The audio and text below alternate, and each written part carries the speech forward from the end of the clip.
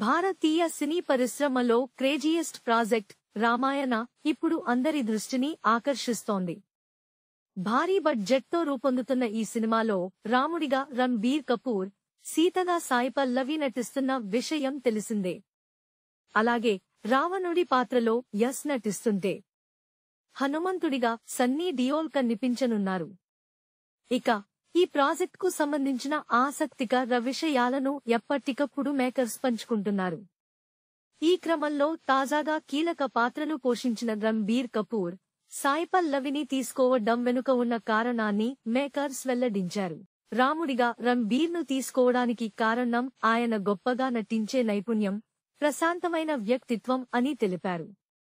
అలాగే సీతాదేవిగా సాయి పల్లవిని తీసుకోవడానికి కారణం ఆమె గ్లామర్ పాత్రలకు దూరంగా ఉండటం, అందం కోసం సర్జరీలు చేయించుకోకపోవడం అని మేకర్స్ పేర్కొన్నారు.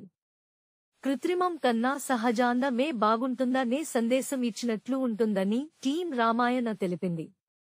ఇక ఇప్పటికే విడుదలైన మూవీ గ్లిమ్స్ రామాయణపై అంచనాలను భారీగా పెంచేసింది.